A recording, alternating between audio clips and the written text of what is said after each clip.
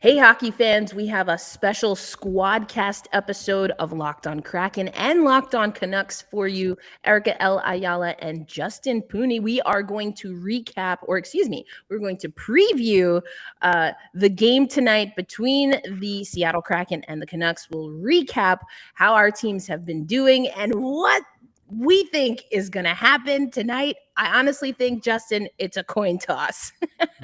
That's what it's come to with the Canucks, just a coin toss. Well, we'll see who comes out victorious after tonight. Thursday night's game.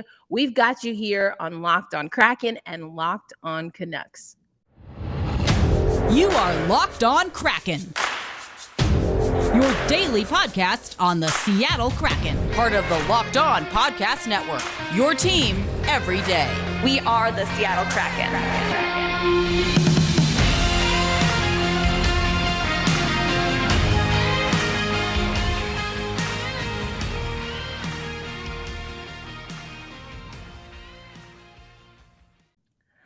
All right. Thanks again, hockey fans, for making us your first listen of the day, whether you're tuning in to Locked On Canucks or Locked On Kraken. Again, my name is Erica L. Ayala. I am joined by Justin Pooni, who is the host of Locked On Canucks. And since our teams are squaring up tonight at Climate Pledge Arena, it is a division game. We figured we would squadcast it up and get you ready for the game. Now, it's been a tough road. It's been a tough road for the Kraken, but with Vancouver coming in, honestly, we are just hoping we don't crap the bed again. But it's been a tough go for Vancouver so far. Before we got on the Squadcast, Justin, listening to some of your 5 things to know about the team, and there were some pretty big expectations about leadership and also the rookies. But as of yet, that hasn't quite transpired. From the Canucks perspective, what do we need to know about Vancouver going into tonight's game? This season's been a big disappointment. This season has the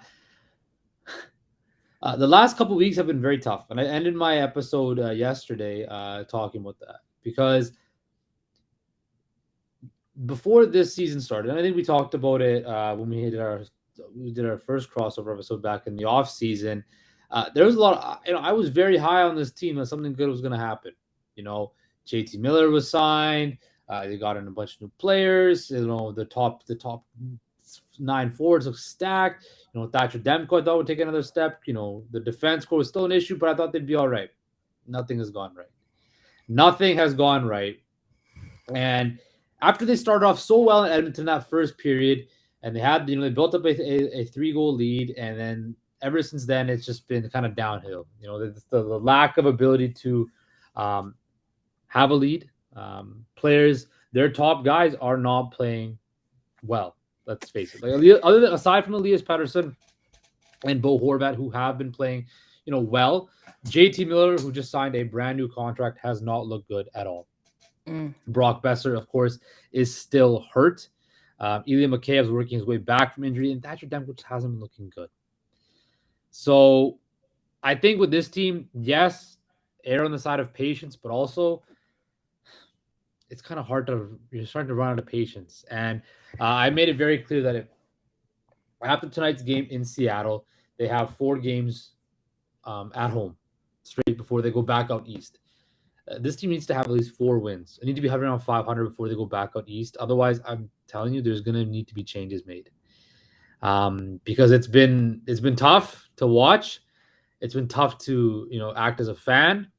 And, people are getting upset. You saw the jerseys thrown on the ice on Saturday. For me personally, I would never throw a jersey on the ice because $300 is a lot of money. And in today's economy, I can't just be throwing $300 on the ice just to send it out. So, but the market is very hot right now. Everybody's on pins and needles. Everybody's very much like, okay, well, what do we do? Do we strip it all down? Do we tear it down? Do we rebuild? I've never been a proponent of rebuilding because your best players right now are in the prime of their career. So if you're going to trade Pettersson, Demko, and Hughes and start all over again, by all means do it, right? But these guys want to win. These guys want to play to win. They don't want to go through another rebuild. So patience, but patience is running thin. Yeah, it's brutal to kind of see it from this perspective. That being said, I mean, honestly, with the way the Seattle Kraken have been playing, although I've been aware and conscious of what's been happening to Vancouver, there have been a lot of things that we have had to focus on as well. Yeah. But I hear what you're saying regarding changes that need to be made. It sounds like, you're kind of still trying to figure out what are the right buttons to push. I know, and we'll talk about this coming up in the next segment, but a big conversation for us has also been not just leadership from the players on the ice, but also from the bench. What is your sense of how the Canucks are doing as far as their bench bosses? And is there any indication that there's fatigue that's coming from what's being executed from the bench to the ice? Well, it's definitely something that's been said for management. This team needs to play with structure. General manager Patrick Alvin said it yesterday. Jim Rutherford has said it, that this team needs to play with structure, and that results on the coach, Bruce Boudreau, who is well known to not have a very tight structured team. They like to free run, play kind of running gun. And I get it. You can play that if you have guys like Leon Draisaitl, Connor McDavid, Austin Matthews, whatever. But even those teams have structure. Right. And you look at just the landscape of sports, any great team that wins titles, that is, is a great team. They play with structure. The Golden State Warriors in basketball have a great structure and system. They had New England Patriots had it for years. Michael Jordan and the Bulls, Kobe and Shaq. You have to play with structure. Even in hockey, Colorado Avalanche had one of the best forechecks I've ever seen. Team speed, the Lightning, the Penguins before, the Blackhawks, they all have structure, and everybody has to buy in it. Your top players have to buy into it, and the Canucks top players haven't bought into it. Too many giveaways on the blue lines, too many giveaways in the offensive zone. Just not being able to, you can't even kill a penalty. Their penalty kill has been horrible. So when I look at this team, you need your big guys to buy into what your coach is doing, what your coach is selling, and play that way, because then that sets down for the rest of the roster. And until that happens, this team's going to keep on spinning its tires. Yeah, they'll win some games, but they're not going to be doing anything significant, right? So I think there's time to turn it around. It's still October. It's not even November yet, right? So there's still time to turn this around, but these guys need to pull up their socks and start doing it, right? Because it's running thin. Yeah, for sure. And just for those watching on YouTube, we'll pull up this graphic here. This is just some stats going into today's game. The overall record you see here, 0-5-2 for Vancouver. The Seattle Kraken are 3-3-2. So 8 points for Seattle coming in, 2 points for Vancouver. And then you talked about the power play, penalty kill. The power play, 16% for Vancouver. Seattle sitting at 29% coming into this game. Penalty kill, we're both are above 50%, 57% for Vancouver on the kill, 69% on the penalty kill for the Seattle Kraken. We're going to talk about the Seattle Kraken coming up on this Squadcast episode. But Justin, before we do that, let's talk about some players. Who are some key players to watch? But also, I think I've read that Hughes, of course, we know of the Hughes family by way of Matty Beniers in our part of the water. But what's the update with Quinn Hughes, do you think? Quinn Hughes is out with an injury. He's going to be out a couple weeks from what all reports indicating. So again, he's the only notable piece on the Vancouver Blue Line who's just been decimated with injuries. Not only Quinn Hughes, but Travis Dermott. Then you also have Tucker Pullman's been out, Riley Stillman. So a lot of the defense has just been decimated with injuries, right? And this defense core was not very deep to begin with. And now when you're adding more injuries to that, it just makes it harder to, win. And it's putting Thatcher Demko in a position where he has to stand on his head every night, and he hasn't done that, right? And when he can't do that, you're going to be losing games. And what are they doing right now? Losing games. So I think this is the mess the Canucks made. They didn't address the defense core, and it came back and bit them in the you-know-what, right? And I think once they get their defense core healthy, things might turn around, but they got to tread water and they got to somehow figure out a way to win games and do something because this is the mess they made and this is what they got to deal with, right? So. Yeah, that's tough. And what's also tough, I'm sure, for Seattle Kraken fans listening is that some of what you're saying sounds familiar. Mhm. And we're going to talk about that coming up on this Squadcast episode featuring Locked on Canucks and Locked on Kraken. But Justin, we got some housekeeping to take care of. Absolutely. We got to talk with the fine folks at betonline.net, which is your number one source for betting, football, and the start of the new basketball season. Find all the latest player developments, team matchups, news, podcasts, and in-depth analysis on every game. And as always, BetOnline remains your continued source for all your sports wagering, information with live betting and up-to-the-minute scores for every sport out there. The fastest and easy way to check in all of your favorite games and events, including MLB, MMA, boxing, and golf. Head to the website today or use your mobile device to learn more. Bet Online, where the game starts. Yep, and it looks like BetOnline does have the odds in the Seattle Kraken's favor. Now, as they should be. Let's see, but yeah, so we're going to talk about the Kraken now. So let's talk about the Kraken because I've voiced my frustrations about the Canucks enough. So the Kraken right now, not bad, around 500, 3-2. What are some of the biggest storylines that you've been had your eyes on? The biggest impressions of this year's team compared to last year's inaugural season? Wow. So great questions. I think the first thing I'll start with is that the Seattle Kraken came into this season, our second ever season, with a focus on producing more offensively. So we went out and got Oliver Bjorkstrand. We got Andre Burakovsky. Mhm. Those elements and pieces, one by way of free agency, one by way of a trade, were really to boon the offense for the Seattle Kraken.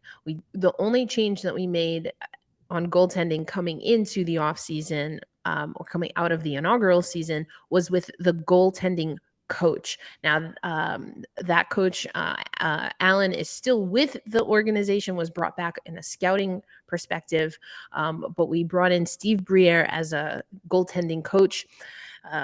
One of my 5 things, I know I talked about the 5 things that you mentioned that you need to know about Vancouver. One of the things I said is that goaltending we have to keep an eye on.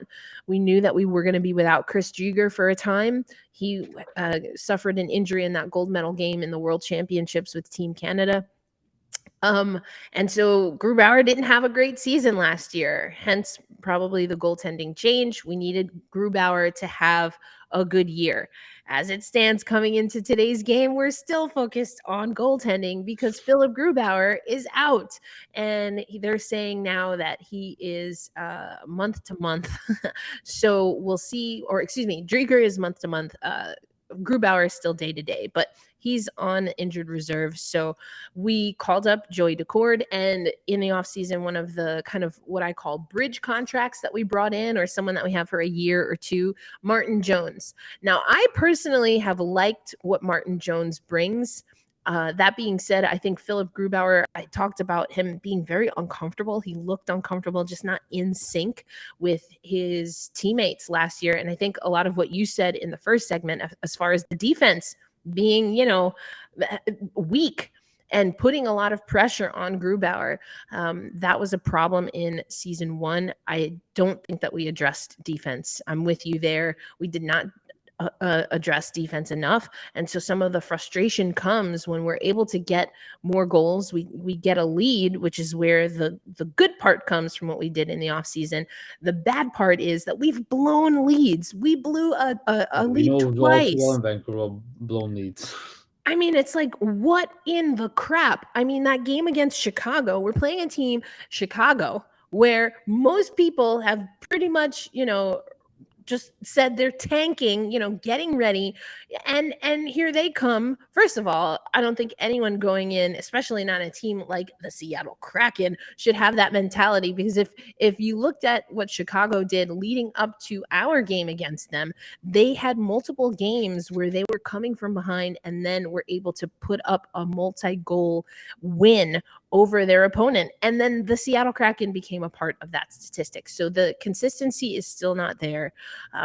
The defensive breakdowns are huge. And, some people argue that the injury that Philip Grubauer that he received was because of a defensive breakdown and, having people just crashing the crease and not being able to take care and protect your netminder from odd man rushes. So it's a little bit up and down right now with the Seattle Kraken. And, there's a group of our mutuals that are in the podcast space, and they call it Kraken crap, let's say. They use another term, but I'll say crap. And it's just like real Kraken crap is not only losing a lead, but giving up goals within seconds. I'm talking, Justin, 17 seconds, multiple times, sub 20 seconds. We're giving up not one, but 2 goals. That's a defensive breakdown if I ever. And so that's where the weakness comes. You can see my blood pressure is raising a little. Yeah, I was getting kind of worried there. Yeah.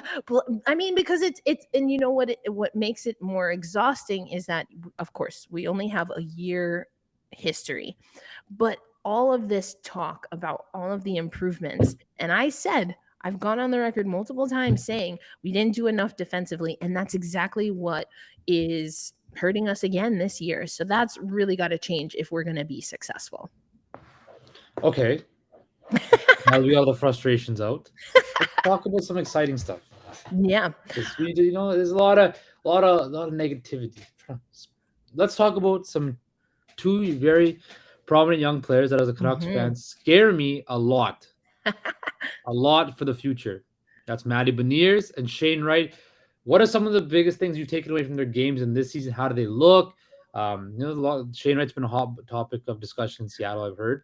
So give me the gauge on what people are thinking about Shane Wright and Matty Beniers, and just what the vibe is around those 2 guys.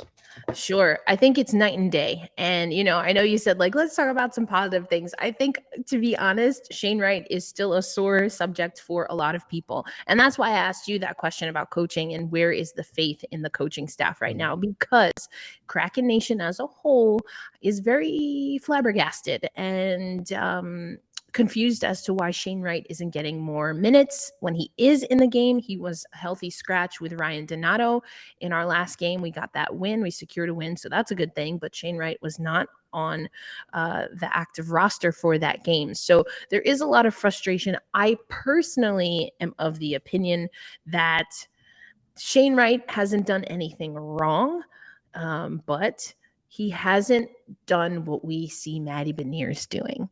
And so for that, with a team that I have a lot of questions if we even have a system in place, I'm a little reluctant to put someone who's 18 years old, who still needs more development, into Dave Haxtell and company's air quotes system. So that's how I feel on Shane Wright. And we've talked about that. We actually had our brand new colleague, Hadi, who's going to be heading up Locked On NHL Prospects, talk about that. So you can head over to Locked On Kraken to hear more about Shane Wright. Now, Matty Beniers is someone that I've been watching for a while. I got to see him play at the Olympics when I was in China. I got to see him at the Frozen Four. He is the real deal. He is truly the future and the future of now for the Seattle Kraken. He had 2-game stretch where he didn't score any points, but other than that, he's been on the score sheet every single game. He has a high hockey IQ. He knows what to do. He's playing on that top line with Schwartz and Eberle, and I think that's a really good look. But so that's what you have in Shane Wright and Matty Beniers. But I think, again, another positive is even without those 2 young guys, which I think have been a boon, you are seeing that the Seattle Kraken are getting unique scoring chances. Like, we're top of the league when it comes to having multiple players be involved in scoring. And that's a really good thing, because we were struggling. We were like driving the struggle bus when it came to production offensively last year. So those are some good things. Obviously, Shane Wright's still a little bit of a question mark. Matty Beniers is absolutely fantastic. And yes, although I am still upset we didn't do more defensively, we are seeing the offensive production when we're not making defensive errors that then negate them. Look, I will say this. If you asked me a week ago, if I was worried about I would have said this game would have been an easy victory for the Vancouver Canucks. Even a week ago, and the Canucks played very well against Seattle. Today, and I said before the season, I liked a lot what Seattle did. Getting guys like Burakovsky. I felt another year of improvement, another year of just building that foundation. This team was going to do something, and they're doing something right now. A lot better than the Vancouver Canucks. So I like that with guys like Matty Beniers and Shane Wright, who of course are young players, and it's going to be up and down in the early stages. But I think with the talent that both those guys have, I think you're going to see that the trajectory of this franchise just go higher and higher. And that worries me, but we can't worry about the future. I know after this last break, we're going to come back and talk about the game and kind of give some predictions. So let's do that. But Erica, what should people's second listen be? That's it. You already know. So we are here. Of course, you should make Locked On Canucks and Locked On Kraken your first listen of the day. And we're so grateful for those of you who do that. But for your second listen of the day, we have Locked On Sports Today. And this is a show that you're going to hear about all the games that matter, the biggest stories in sports, and we're going to go beyond the scoreboard and behind the scenes with local experts and insights from our Locked On family.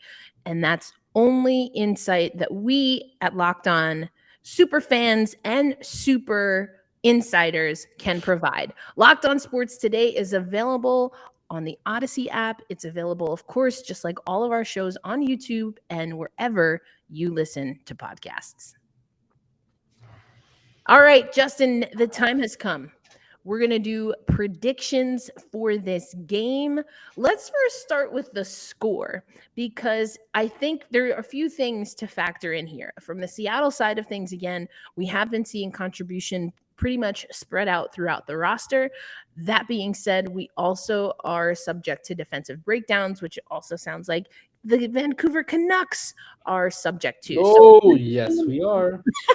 So does this mean we're blowing it out the water, or is this in some ways going to cancel each other out and be a very tame, calm, low-scoring game? So the Canucks have been basically hitting the over on total goals pretty much every game. Whether that's they give up a bunch of goals, they score a bunch of goals, and they can't score enough. Last game, they hit the under. I think this game has the potential to be a low-scoring game. I kind of hope it's a low-scoring game because I need it to be a low-scoring game. I think if you want me to give my final score prediction,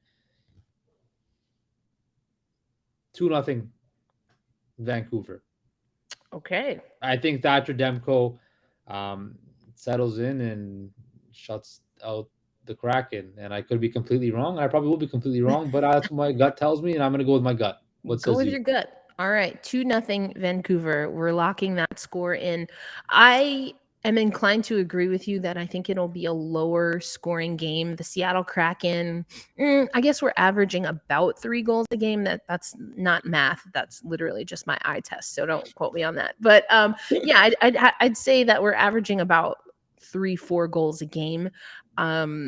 I do think that the Seattle Kraken sometimes, and this wasn't the case in our last win, but I think we can sometimes kind of play to the pace of our opponent, and sometimes the scoring, at least last season, could kind of falter if we're not, seeing the other team put up shots. That hasn't been the case this season, though. So I'm going to go 3-1 in favor of Seattle. Okay. A little empty net goal at the end to ice it, are you thinking? Maybe something like that. I think this game is going to be tighter than certainly the Seattle Kraken fans want it to be, just given how Vancouver has performed. But that being said, I'm going to pull up another graphic. I mean, if we look at our Pacific Division rankings now, this came out before a lot of what Calgary did, but we had Vancouver. I'm in all honesty, I totally missed this power rankings email. I didn't vote. So I don't really know if I should be complaining, but I remember I did part of my episode when I came on the Canucks. The Canucks are fairly judged there, but they could be third. Yeah. Right now, we're at the bottom of that power rankings right At there. the bottom. At the We're bottom. dead last. Dead last. So for those listening, we had in our rankings pre-season, post-draft, post-free agency, Edmonton on top, followed by the Flames, the Kings, the Canucks at 4, the Vegas Golden Knights at 5, the Ducks at 6, Seattle Kraken at 7, and San Jose Sharks at 8. That is not how the division is faring right now. That being said, it's still pretty early. So I think there's a lot of promise. I think it's the frustration you can obviously hear from you, Justin, is that it hasn't come together. But you know what? The Kraken crap, as I said before, would be that y'all will figure it out at CPA. And let's not forget that historically, we still have yet to win against Vancouver. And let's hope that trend continues tonight because that was obviously Justin speaking. For those listening to Locked On Kraken, don't put that on me. I did not say that. For all the people in Seattle, look, I was so happy when the Mariners beat the Blue Jays. I was wearing my Mariners jersey. I was so happy when that happened. I'm loving what I'm seeing from the Seahawks right now. I love Geno Smith. Continue to sleep on Geno Smith the rest of the NFL because he's going to keep on not writing back. Look, I'm a Seattle sports fan, just not a Kraken fan. It's fair. It's fair. For those who are watching, make sure you follow Justin, Process Sports _ because you had some hilarious kind of like man on the street videos with Toronto fans. That was amazing. And then like the chirping that happened after they got swept, I freaking loved it. Yeah. No, hey, anytime I can represent a Pacific Northwest team and they take down Toronto, the evil empire that Toronto thinks they are. I love it. I love that you said the evil empire that Toronto thinks they are. Like I didn't skip out on that subtle shade. Not so subtle. No, absolutely not. Hey, I might live in Toronto, but Vancouver will always be home. I love it. Seattle will always be close to my heart.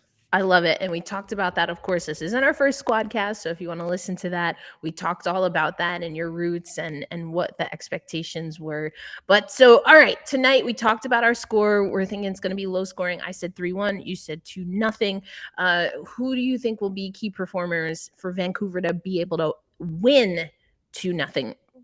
Thatcher Demko starts in net. He has to stand on his head. He needs to just steal a game for the Canucks. Just stand on his head, steal a game. Just take that temperature and just drop it a little bit. You know, take that monkey, that giant monkey, the gorilla, the weight, whatever you want to say, just off the Canucks' back. We have a win. There was no more 0 in that one column, right? I think once that happens, you'll start seeing things progress. But I think once that pressure's off, that they have their first win, it'll be there. But I think Thatcher Demko is the critical key for tonight's game. I love that. I think for me, I am assuming we're going to go with Martin Jones because, again, Philip Grubauer we have as day-to-day.